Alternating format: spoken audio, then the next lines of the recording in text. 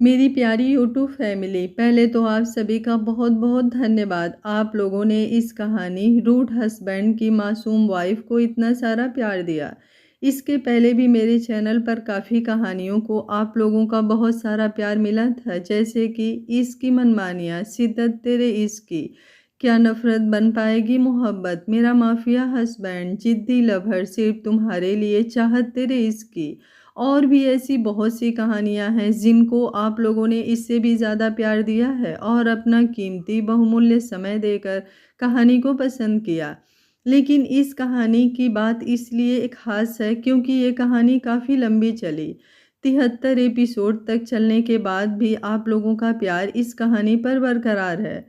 लेकिन कुछ negative comment ने मुझे थोड़ा निराश किया और मुझे भी ये लग रहा है कि इतनी लंबी कहानी एक साथ नहीं डालनी चाहिए। इसलिए इस कहानी की कुछ बातें मैं आप लोगों के साथ शेयर करना चाहती हूँ। कहानी नहीं, नॉवेल कहना इसे ठीक होगा। एक सीरियल की तरह लेखक ने इस कहानी को काफ़ी बड़ा लिखा है। मैंने जब इस कहानी को पढ़ना शुरू किया था तो मैंने सोचा था इस कहानी को मैं आप लोगों के सामने 3-4 सीज़न में लेकर आऊँगी, क्योंकि कहानी काफ़ी लंबी थी। क्योंकि ज़्यादा लंबी कहानियों को आप लोगों का सपोर्ट नहीं मिलता है तो हमें भी प्रॉब्लम होती है कहानी को आगे बढ़ाने में। मैंने ये नहीं सोचा था कि कहानी का पहला सीज़न ही मैं इतना लंबा लेकर जाऊँगी, लेकिन आप लोगों का प्यार और सपोर्ट इस कहानी को इतना मिला कि मैं कहानी को आगे बढ़ाती चली गई। कल मैं कहानी का अंतिम भाग आप लोगों के लिए पोस्ट किया और मैंने देखा आप लोगों के बहुत प्यारे प्यारे कमेंट आए। कुछ लोग बहुत सैड भी हो रहे थे इस कहानी के ख़त्म होने से। तो कहानी अभी काफ़ी लंबी है, लेकिन मैंने एंडिंग इसलिए कर दिया क्योंकि मुझे लगा कुछ लोग बोर हो रहे थे और इतनी लंबी कहानी मैंने भी कभी अपने चैनल पर अपलोड नहीं की थी। इस वजह से मुझे भी इसका एंडिंग करना ही ठीक लगा। लेकिन आगे भी कहानी बहुत लंबी है और बहुत इंटरेस्टिंग और ब्यूटीफुल है। लेखक ने इस कहानी को जिस प्लेटफॉर्म पर लिखा था वहाँ इस कहानी को इतना ज़्यादा प्यार मिला था कि ये कहानी को वो आगे बढ़ाती चली गई। कहानी चाहे नई हो या फिर पुरानी, एक बात आप लोगों को समझनी होगी, लेखक को लिखने में उतनी ही मेहनत लगती है। इसलिए कभी भी किसी कहानी को आप लोगों को ये नहीं सोचना चाहिए कि राइटर खींच रही हैं।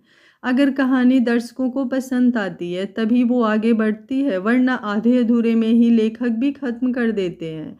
जैसे कि मेरे साथ हुआ, आप लोगों ने इस कहानी को इतना पसंद किया और मैं 73 भाग तक लेकर इस कहानी को चली आई, जो मैंने कभी नहीं सोचा था। ये नॉवेल राइटर साहिबा ने प्रॉपर फैमिली ड्रामा लिखा है जिसमें कोई भी कैरेक्टर मेन नहीं है। हाँ, प्रांस पंखुड़ी का कैरेक्टर मेन है, लेकिन बाकी सभी का कैरेक्टर उतना ही दमदार है। अगर इतने सारे कैरेक्टर नहीं होते तो ये कहानी इतनी लंबी चल भी नहीं पाती।